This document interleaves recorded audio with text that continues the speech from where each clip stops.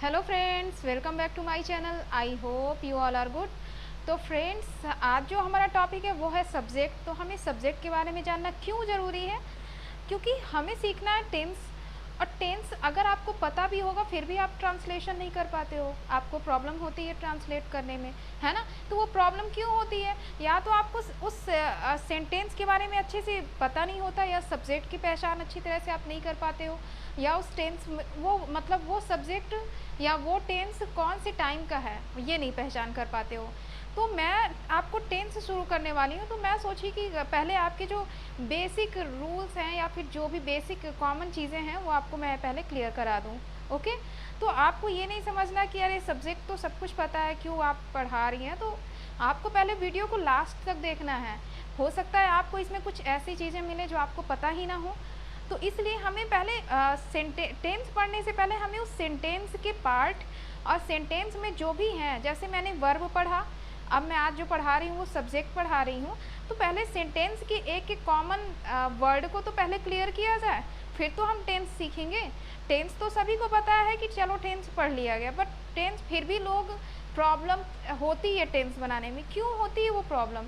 क्योंकि हमें जो बेसिक चीज़ें वो पता ही नहीं होती हैं। तो बेसिक चीज़ें पता होने के लिए पहले हमें अपने बेसिक जो भी कॉन्सेप्ट है उसको क्लियर करना ज़रूरी है, उनको स्ट्रॉन्ग करना ज़रूरी है। अगर बेसिक कॉन्सेप्ट स्ट्रॉन्ग हो जाते हैं तो फिर हमारे लिए कोई भी सेंटेंस टफ नहीं लगता। ओके। तो इसलिए आज मैं आपको सब्जेक्ट पढ़ाने जा रही हूँ और आपको वीडियो को लास्ट तक देखना है। ओके। तो आप पहले ध्यान से इसको देखिए कि ये सब्जेक्ट क्या है। ओके। तो फ्रेंड्स, सब्जेक्ट सब्जेक्ट मीन्स होता है कर्ता। जिस मतलब कर्ता, दैट मीन्स जिसके द्वारा कोई कार्य हो रहा है। कर्ता या तो कोई काम करेगा और या तो फिर उसकी कोई अवस्था या उसकी कंडीशन को बताया जाएगा, है ना। जैसे मैंने बोला राम, राम या तो पढ़ रहा है, मतलब कोई भी काम, मैं पढ़ने के लिए बस नहीं कि वो केवल पढ़ रहा है, उसके द्वारा कोई भी एक्शन हो सकता है। वह खेल रहा है, या तो राम खेल रहा है, या तो राम बैठा है ना, या तो राम सो रहा है, या तो राम देख रहा है, या तो राम बीमार है। तो उसी की मतलब किसी भी सब्जेक्ट की या तो कंडीशन को बताया जाएगा या उसकी एक्शन को बताया जाएगा, है ना। तो सब्जेक्ट मीन्स जिसके बारे में कुछ कहा जाए या जिसके द्वारा कोई एक्शन हो, तो वो क्या है? सब्जेक्ट। तो सब्जेक्ट में क्या एक पर्सन बस सब्जेक्ट हो सकता है? नहीं, उसमें हमारे थिंग्स भी हो सकते हैं। हमारे क्या क्या हो सकते हैं? हमारे आइडियाज़ भी सब्जेक्ट का काम कर सकते हैं, है ना। आइडियाज़ भी सब्जेक्ट का काम कर सकते हैं, हमारे थिंग्स भी सब्जेक्ट काम कर सकते हैं, प्लेस भी सब्जेक्ट काम कर सकते हैं, बट उनके बारे में कोई अगर एक्शन वर्ड यूज़ किया गया हो तो, है ना। और ये आपको याद रखना है कि सब्जेक्ट हमेशा नाउन के रूप में ही होता है। या तो नाउन के रूप में होगा, या प्रोनाउन के रूप में होगा, या जिरंड के रूप में होगा, या इन्फिनिटिव के रूप में होगा, है ना। जो हमारे सब्जेक्ट हैं, चार ही प्रकार के, मतलब चार ही उनके प्रॉपर रूप हो सकते हैं, प्रकार हो सकते हैं। या तो वो नाउन होगा, या तो नाउन की जगह में जो यूज़ होता है वो प्रोनाउन होगा, या तो वो जिरंड होगा, और या तो फिर वो इन्फिनिटिव होगा। तो सबसे पहले हमें जानना है सब्जेक्ट, और सब्जेक्ट के पर्सन को समझना है। तो इसकी कॉमन एक डिफिनीशन है, उसको देख लेते हैं। The subject of a sentence is the person, place, things और idea that is performing the action, है ना। सब्जेक्ट ऑफ ए सेंटेंस मतलब एक सेंटेंस का जो सब्जेक्ट है, इज द पर्सन, वो व्यक्ति हो सकता है, प्लेस स्थान, थिंग वस्तु, आइडिया हमारे विचार, that is performing the action जिनके द्वारा कोई एक्शन हो रहा हो, है ना, वो हमारे सब्जेक्ट कहे जा सकते हैं। तो थिंग तो है, वो तो समझ में आ गया, प्लेस है, बट जो हमें सबसे ज़्यादा टिपिकल लगता है वो है पर्सन। हमें पर्सन की पहचान होना सबसे ज़्यादा ज़रूरी है। तो आज जो कि मैंने आपको प्रोनाउन में भी पर्सन के बारे में बताया है, first person, second person, third person, जो कि हमारे सब्जेक्ट के अंतर्गत आते हैं। तो हमें पहले उनके पर्सन को क्लियर करना ज़रूरी है। ओके। तो हम सबसे पहले देखते हैं कि उनके पर्सन क्या होते हैं। जो पर्सन, जो व्यक्ति है, वो कितने टाइप का पर्सन हो सकता है, ठीक है। तो मैं यहाँ पे बनाने जा रही हूँ कॉलम, और आपसे एक रिक्वेस्ट है कि जो भी आप पढ़ रहे हो उसको आप मतलब एक नोट्स बनाते जाओ उसकी। इससे क्या होगा कि आपको बस एक बार देखना होगा, और बाई चांस आप भूलते भी हो तो आपको चीज़ें क्लियर हो जाएंगी, रटना नहीं है, है ना। आपको रोट लर्निंग से बचना है, ये मैं बार बार कहती हूँ। आपको चीज़ों को समझना है, अगर समझ में आ गया तो वो आप कभी भूल नहीं सकते हो। तो आपको पहले तो नोट्स बनाने की ज़रूरत पड़ेगी। आपको नोट्स बनाना ही चाहिए। अगर कोई भी सब्जेक्ट आप पढ़ रहे हो तो आपको अपनी एक नोट्स बना करके चलनी चाहिए। और इसके पहले अगर आपने मेरी वीडियो नहीं देखी है तो आप मेरे ही चैनल के प्लेलिस्ट पे आप चले जाओगे तो आपको इंग्लिश की सारी वीडियोस आपको समझ दिखेंगी और आप उससे नोट्स बना सकते हो। ओके, चलिए तो आज हम क्लियर करते हैं पर्सन को। पर्सन मीन्स क्या होता है? व्यक्ति। पर्सन मीन्स व्यक्ति। तो आपने प्रोनाउन में ऑलरेडी पढ़ा होगा कि प्रोनाउन में कितने पर्सन होते हैं? 3 टाइप के पर्सन होते हैं।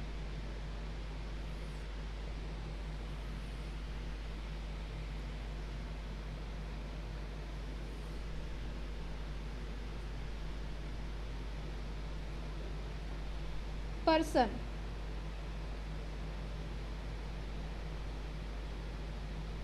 पर्सन या तो सिंगुलर में होंगे और या तो प्लूरल में होंगे। या तो पर्सन सिंगुलर में होंगे या प्लूरल में होंगे। पर्सन की पहचान क्यों ज़रूरी है? क्योंकि अगर आपको पर्सन की पहचान हो जाती है तो आप हेल्पिंग वर्ब जो होता है वो एक प्रॉपर वे में आप उसके साथ ही यूज कर सकते हो। तो अभी मैं आपको इसी के साथ हेल्पिंग वर्ब भी बताऊंगी कि किस पर्सन के साथ आप कौन सा हेल्पिंग वर्ब बना सकते हो, लिख सकते हो। तो इसी के साथ मैं आपको हेल्पिंग वर्ब भी समझाऊंगी, लेकिन आपको पहले पर्सन को समझना है। तो सबसे पहले होता है फर्स्ट पर्सन। क्या होता है? First person, first person. Second person और फिर थर्ड पर्सन। तो फर्स्ट पर्सन क्या है? यहाँ पे फर्स्ट पर्सन कौन है? मैं। क्यों? क्योंकि मैं बोल रही हूँ, मैं आपसे, आप सुन रहे हो, आप मेरी बातों को सुन रहे हो, तो आप तो सेकंड पर्सन हो गए। लेकिन मैं बोल रही हूँ, है ना, मैं। तो अगर मैं बोल रही हूँ या आप किसी से बोल रहे हो, आप बोल रहे हो, आप भी फर्स्ट पर्सन हो सकते हो। ये नहीं कि मैं केवल फर्स्ट पर्सन हूँ, आप भी फर्स्ट पर्सन हो सकते हो। अगर आप किसी से बात कर रहे हो तो आप अगर बात कर रहे हो, आप बात कर रहे हो तो आप हो फर्स्ट पर्सन। जो आपकी बात सुन रहा है वो क्या है? Second person. और आप जिसके बारे में बात कर रहे हो, जैसे बोला या बुराई की, किसकी? थर्ड पर्सन की। वो थर्ड पर्सन यहाँ तो नहीं है, लेकिन उसके बारे में बात हो रही है। तो जो बोल रही है वो क्या हुई? First person. जो सुन रही है वो क्या है? Second person. जिसके बारे में बात हो रही वो क्या है? Third person. तो यहाँ पे मेन पॉइंट ये है कि जैसे मैं यहाँ पे हूँ, मैं मतलब खुद का, स्वयं, है ना। तो अपने बारे में मैं कुछ, अगर मैं जो बोल रही हूँ तो मैं हुई सब्जेक्ट, वो फर्स्ट पर्सन। आप सुन रहे हो, आप हुए सेकंड पर्सन। और मैं अगर किसी भी दूसरे की बात करूँ, वो दूसरा कोई भी हो सकता है, कोई थिंग्स भी हो सकता है, कोई प्लेस भी हो सकता है और कोई पर्सन भी हो सकता है। तो तीसरा मैं किसी की भी अगर बात करती हूँ तो वो हो जाता है थर्ड पर्सन। तो आपको ये जो प्रोनाउन होते हैं, प्रोनाउन कौन से? जो नाउन की जगह में यूज होते हैं, वही प्रोनाउन को हमें सब्जेक्ट, वही हमारा सब्जेक्ट का काम करते हैं। और उन्हीं को हमें समझना है कि कौन हमारे सिंगुलर में आते हैं और कौन प्लूरल में आते हैं, कौन फर्स्ट पर्सन में होता है। तो फर्स्ट पर्सन में मैंने बोल दिया आई। आई मीन्स मैं, क्योंकि मैं बोल रही हूँ इसलिए मैं फर्स्ट पर्सन हो गई। तो ऐसा, आज अभी तो मैं अकेली हूँ तो मैं बोल रही हूँ, लेकिन अगर मेरे साथ 2-3 लोग और खड़े हैं, ठीक है, मेरे साथ यहाँ पे भी कोई है, यहाँ पे भी है, और तीनों लोग बोल रहे हैं, तो क्या मैं ये बोल सकती हूँ कि मैं बोल रही हूँ? नहीं, मैं क्या बोलूँगी? हम बोल रहे हैं। कौन बोल रहा है? हम सब बोल रहे हैं, है ना, हम बोल रहे हैं। तो हम मीन्स वी। तो इसका जो प्लूरल हो जाएगा वो हो जाएगा वी। वी मीन्स हम। मीन्स मैं अकेली अगर बोल रही हूँ तब तो आई, और वो हमारा होगा फर्स्ट पर्सन, क्योंकि मैं बोल रही हूँ, आप सुन रहे हैं, तो मैं हुई फर्स्ट पर्सन और मैं हो गई सिंगुलर। क्यों? क्योंकि मैं अकेली हूँ, बट मेरे साथ कोई और भी है और हम तीनों बोल रहे हैं, या हम हैं या 2 और हैं, या मेरे साथ कुछ और लोग भी खड़े हैं और हम सब बोल रहे हैं। तो मैं वहाँ पे केवल मैं तो नहीं बोल सकती, मैं जब भी बोलूँगी तो हम बोलेंगे, हम सब बोल रहे हैं, हम बोल रहे हैं। तो आई का प्लूरल क्या हो गया? वी। और ये दोनों हमारे फर्स्ट पर्सन ही हैं। क्यों? क्योंकि हम बोल रहे हैं और आप सुन रहे हो।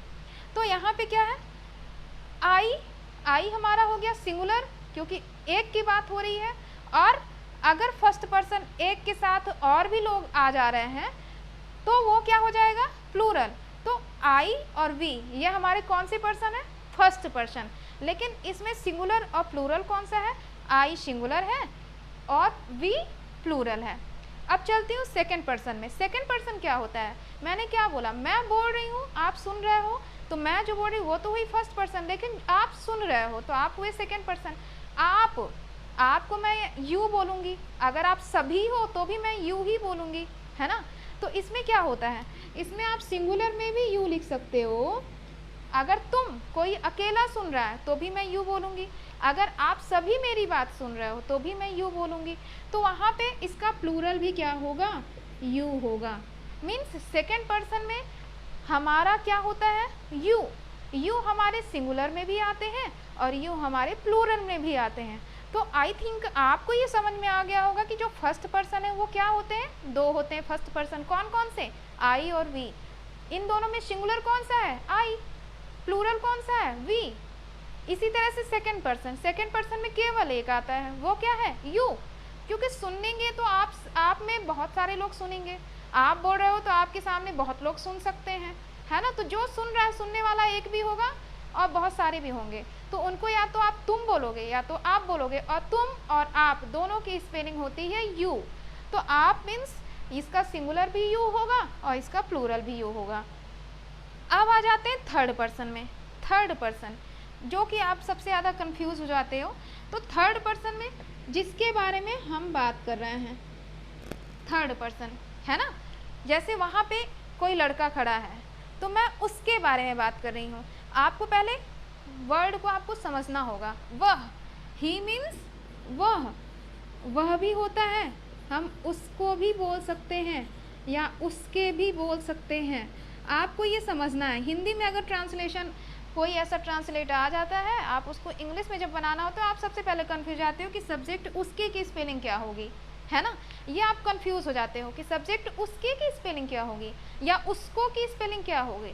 तो आपको कंफ्यूज नहीं होना है। ये जो ही है, ही मतलब वह, या तो आप उस लड़के को वह बोल लो या उसको उसके बोल लो या उसको बोल लो, है ना। तो वर्ड को आपको समझना है, आपको कंफ्यूज नहीं होना है। ओके, तो ही, मैं किसी दूसरे के बारे में बात कर रही हूँ। अगर वो लड़का है तो ही, और उसको मैं क्या बोल सकती हूँ, उसको, उसके, वह। तो ये क्या है, किसके लिए यूज हुआ, लड़के के लिए।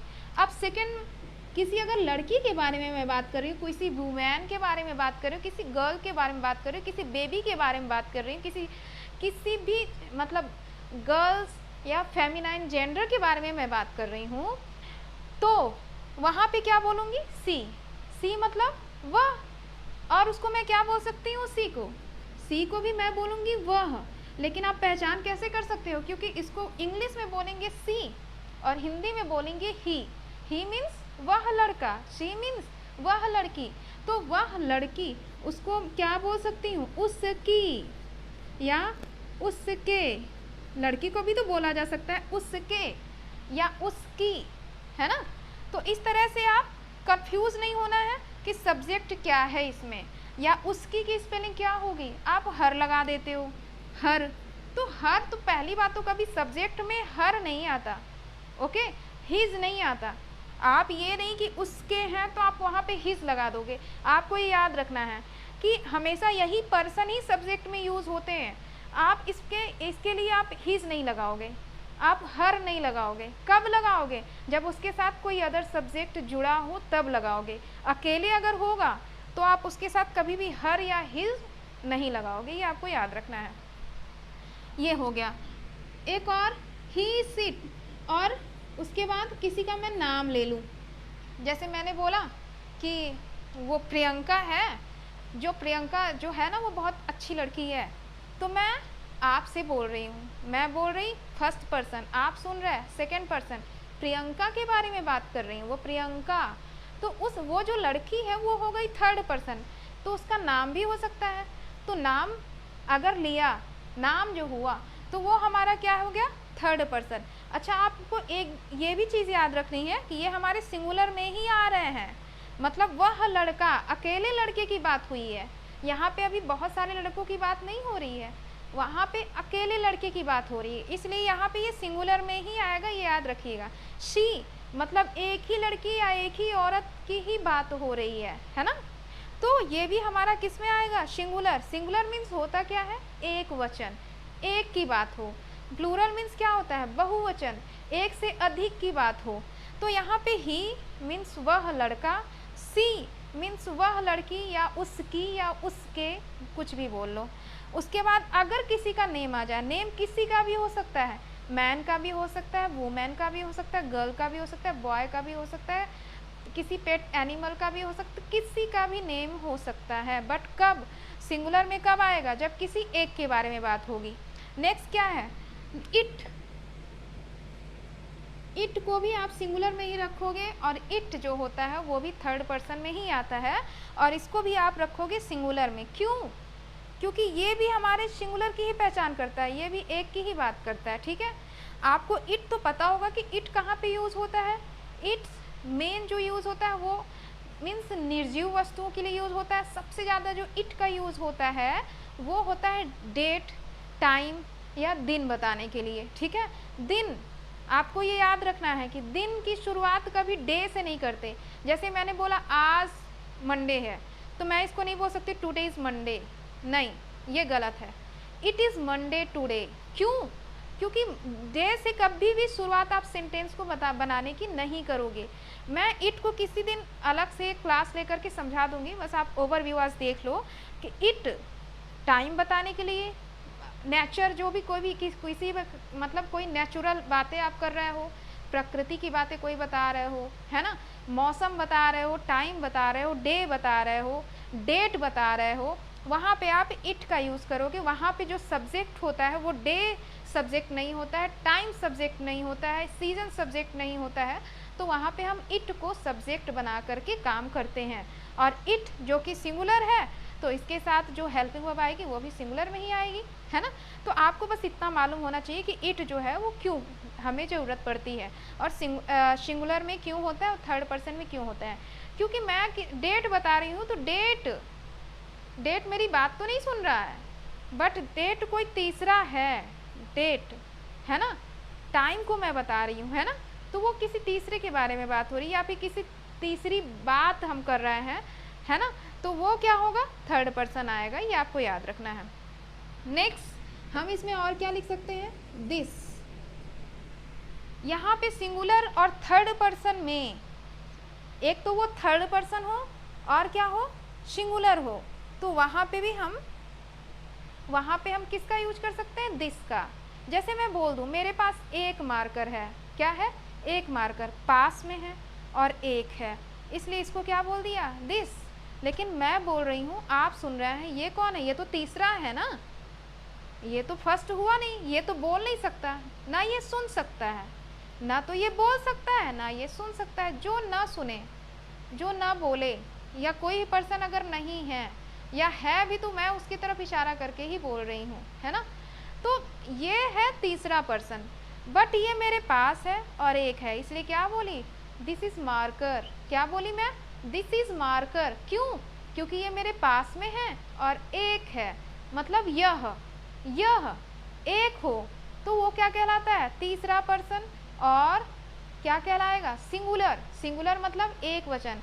ऑलरेडी मैंने आपको प्रोनाउन में ये सब बता दिया है, बट मैं आपको फिर से क्लियर कराना चाहती हूँ, क्योंकि आपको टेंस बनाने में प्रॉब्लम ना हो, इसलिए आपको ये बेसिक नॉलेज बहुत ज़्यादा इंपॉर्टेंट है। ये हमारे जो पर्सन है ना, ये हमारे किस में सबसे ज़्यादा वर्क करते हैं, टेंस बनाने में और पैसिव वॉइस बनाने में और डायरेक्ट एंड इनडायरेक्ट नरेशन में। तो आपको ये तो सबसे पहले क्लियर होना ज़रूरी है। अगर आप ये समझ जा रहे हो तो आपको सब्जेक्ट की पहचान अच्छे से हो जाएगी, तो आप उसके साथ हेल्पिंग वर्ब भी अच्छा लगा पाओगे, है ना। तो दिस, और क्या हो सकता है यहाँ पे, और हो सकता है दैट। इसी मार्कर को मैं दूर रख दूँ, मेरे पास में नहीं है, दूर है, मैं इशारे से बोल रही हूँ, वह मार्कर है अकेला, एक मार्कर है, लेकिन दूर है, मेरे पास में नहीं है, तो मैं उसको दैट बोल सकती हूँ, दैट इज़ मार्कर, है ना, that is marker.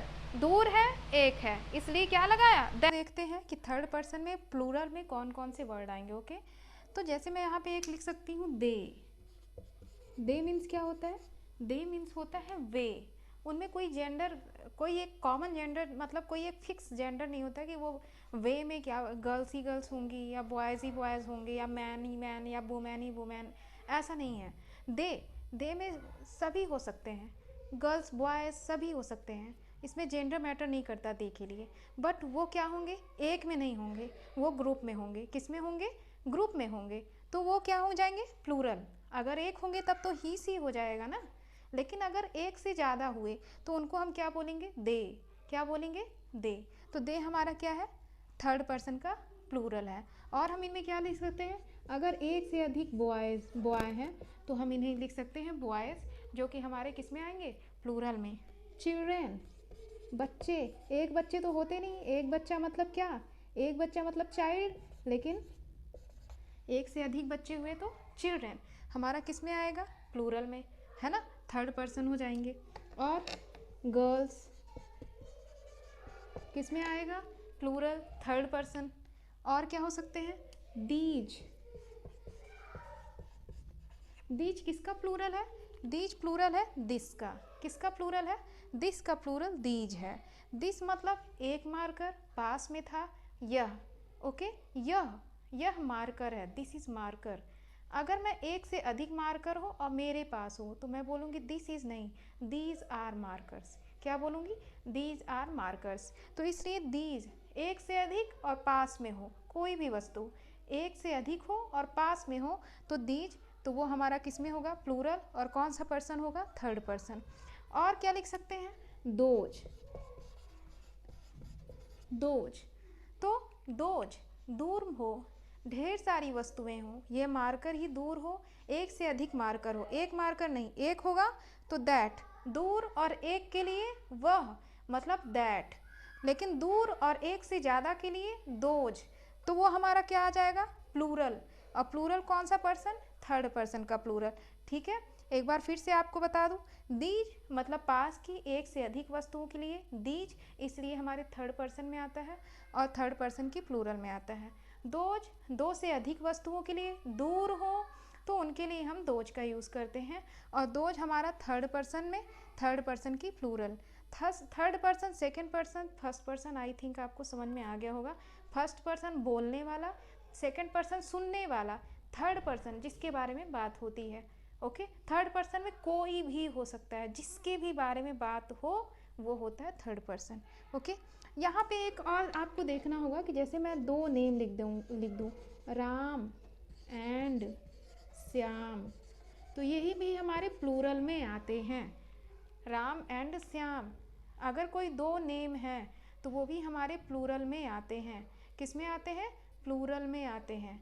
But plural में तो आते हैं, लेकिन ये आपको याद रखना है कि ये अगर राम श्याम दो लोगों की बात हो रही है तो वो थर्ड पर्सन प्लूरल में आएंगे, तो ये आपको याद रखना है।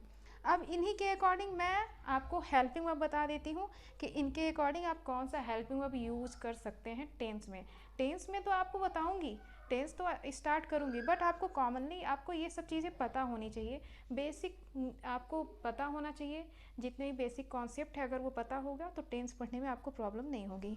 ओके, उसके बाद मैं कुछ सब्जेक्ट को देखूँगी।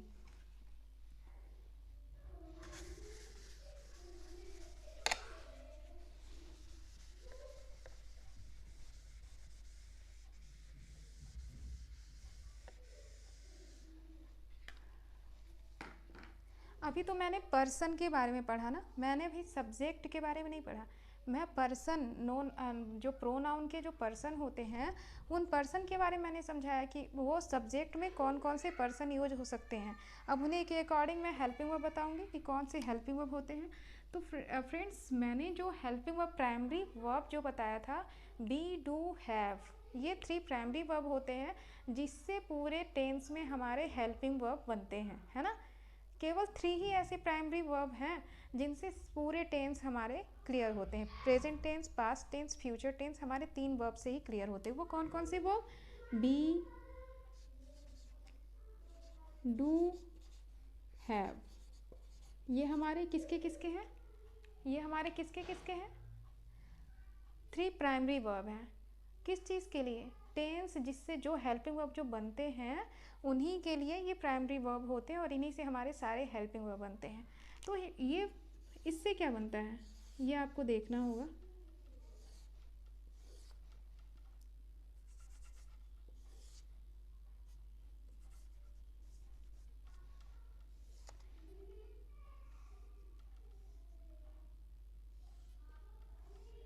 अगर मैं प्रेजेंट में बात करूं, प्रेजेंट किस में, प्रेजेंट में, यहाँ पे पास्ट, यहाँ फ्यूचर, ठीक है।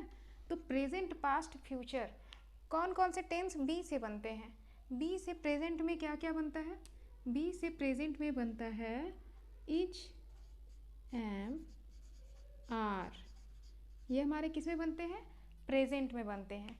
बी से बनते हैं, किससे बनते हैं, बी से। प्रेजेंट का कौन सा हेल्पिंग वर्ब होता है, इज, एम, आर।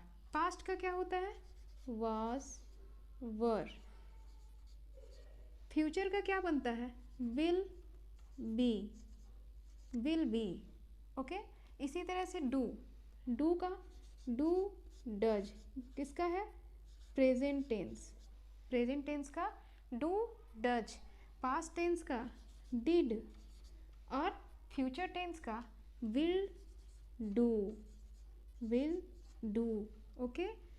अब देखते हैं हैव, प्रेजेंट टेंस का हैज़, हैव, ये हमारे प्रेजेंट टेंस के हेल्पिंग वर्ब होते हैं। पास्ट टेंस में हैड, फ्यूचर टेंस में विल, हैव, ओके। ये हमारे क्या है, सारे टेंस के हेल्पिंग वर्ब हो गए।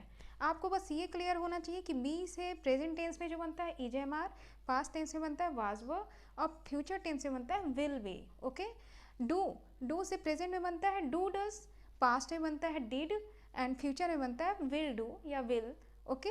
विल डू मीन्स करेगा या विल मीन्स गागेगी, ओके। हैव, ये हमारा प्रेजेंट टेंस में कौन सा हेल्पिंग वर्ब बनता है हैव से, बेसिक तो ये है हमारे, बेसिक मतलब प्राइमरी वर्ब तो ये है, इनसे जो बने हैं वो हमारे हेल्पिंग वर्ब हैं, ओके।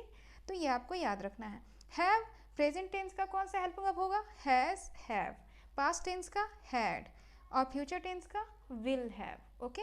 तो ये आपको याद रखना है। अब देखना ये है कि हमारे जो ये जो भी हमारे सब्जेक्ट हैं उनके साथ कौन सा हेल्पिंग वर्ब लगता है। तो आपको बस ये बेसिक मतलब बेसिक आपको इतनी सी नॉलेज बस रखनी है, बेसिक कॉन्सेप्ट आपको ये पता होना चाहिए कि अगर एक हेल्पिंग वर्ब होगा तो उसके लिए कुछ करना ही नहीं है, सारे सब्जेक्ट के साथ वही हेल्पिंग वर्ब यूज होगा। तो आपको ये देखना है कि एक हेल्पिंग वर्ब कहाँ कहाँ है, हैड अकेला है, डिड अकेला है, विल, हैव ये अकेला है, एक ही हेल्पिंग वर्ब है, ओके। हेल्पिंग वर्ब यहाँ पे एक ही है, ये नहीं कि विल और हैव अलग अलग है, एक हेल्पिंग वर्ब है। विल डू अकेला है, विल बी अकेला है। तो आपको ये याद रखना है कि जो अकेले हैं उनके लिए तो आपको कोई प्रॉब्लम ही नहीं है, सारे सब्जेक्ट के साथ एक ही हेल्पिंग वर्ब यूज होंगे, ठीक है। सारे सब्जेक्ट के साथ आई हो, वी हो, यू हो और उसके बाद ही, she, it, I, we, you, they, this, that, this, those, girls, boys, name कोई भी हो, तो सबके साथ जब अकेला हेल्पिंग वर्ब है तो उसके लिए कुछ भी नहीं पढ़ना है, ओके। बस आपको ये मालूम होना चाहिए कि अकेला अगर हेल्पिंग वर्ब है तो वो सारे सब्जेक्ट के साथ यूज होगा। लेकिन जो दो हैं उनके बारे में बात करते हैं, ओके। तो सबसे पहले इज, इज कहाँ पे लगता है, इज हमेशा लगता है ये थर्ड पर्सन की सिंगुलर के साथ, किसके साथ, इज जो लगेगा, इज लगेगा थर्ड पर्सन की सिंगुलर, थर्ड पर्सन की सिंगुलर मीन्स जब तीसरे के बारे में किसी से बताया ना मैंने कि फर्स्ट पर्सन मैं, सेकंड पर्सन आप, थर्ड मतलब जिसके बारे में बात हो रही है, तो वो सिंगुलर अगर होगा थर्ड पर्सन, ये सब सिंगुलर ही तो है थर्ड पर्सन के, ही, she, it, name, this, that, ये सब क्या है सिंगुलर। तो इनके साथ क्या होगा, इज लगेगा, किसके साथ, ही, शी, इट, कोई नेम आ जाए, नेम, दिस, दैट, इनके साथ क्या लगेगा, इज लगेगा। और अब एम की बात करें तो एम कोई प्रॉब्लम नहीं, केवल सिंगुलर और फर्स्ट पर्सन, मैं, सिंगुलर और फर्स्ट पर्सन मैं, मतलब मैं, आई मीन्स मैं, सिंगुलर भी है और फर्स्ट पर्सन भी है, तो इसके साथ क्या लगेगा, आई के साथ, एम किसके साथ लगेगा, एम लगेगा केवल आई के साथ। अब क्या देखना है, आर। आर किसके लिए यूज होगा, सिंगुलर थर्ड पर्सन के लिए तो हो गया, तो जो थर्ड पर्सन है वो प्लूरल भी तो हो सकते हैं, ये प्लूरल ही तो है, they, boys, children, girls, these, those, Ram and Shyam, ये सब प्लूरल ही तो है। अब उनके साथ भी तो कोई हेल्पिंग वर्ब लगनी चाहिए ना, तो उनके साथ जो बचा है वो लग जाएगा। प्रेजेंट टेंस की ये बात हो रही है, ये आपको याद रखना है, ये प्रेजेंट टेंस की बात हो रही है। ओके, ये प्रेजेंट टेंस के बी का हेल्पिंग वर्ब है, तो प्रेजेंट कंटिन्यूअस का। ओके, तो आर, आर किसके साथ लगेगा, थर्ड पर्सन के प्लूरल के साथ, मीन्स दे, बॉयज, गर्ल्स और these, those, Ram and Shyam, मतलब इन सब के साथ हमारे क्या लगेंगे, आर लगेंगे। और नेक्स्ट क्या है, डू एंड डज, तो डू डज किसके साथ लगेगा, इसमें तो इसमें क्या है, या तो सिंगुलर होगा या तो प्लूरल होगा। यहाँ पे तो 3 थे इसलिए हमने आई को अलग किया। ओके, बट यहाँ पे 2 है ना, तो 2 है डू और डज, तो डू किसके साथ लगता है, डू लगता है, डू किसके साथ लगता है, थर्ड पर्सन के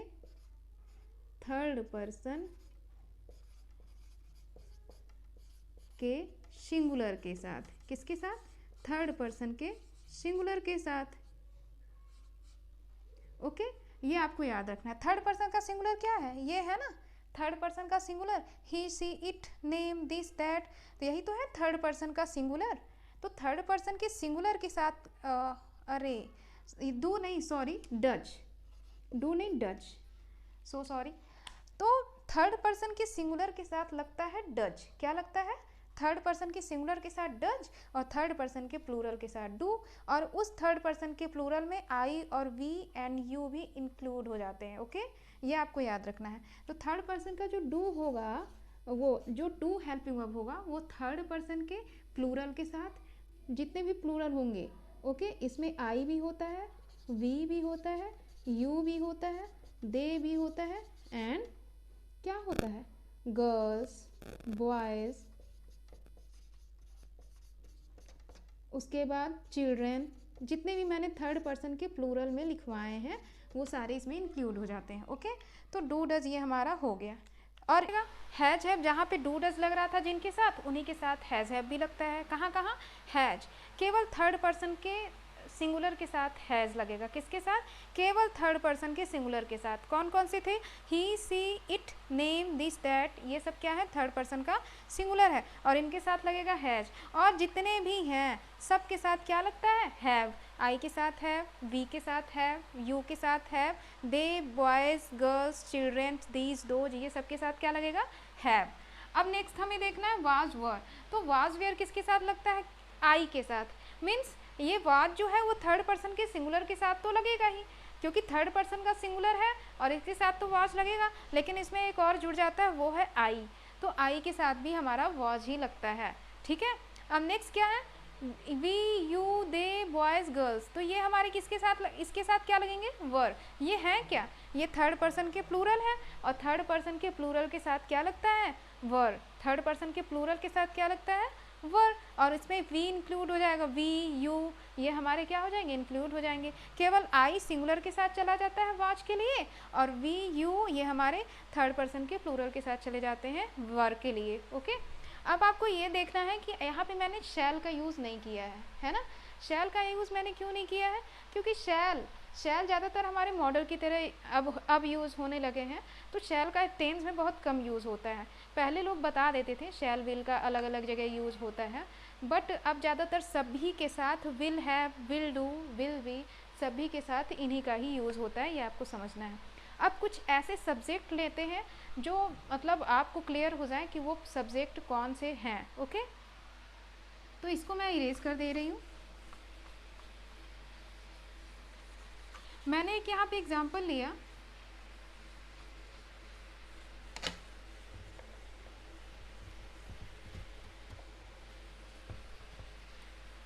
मैंने बोला राम के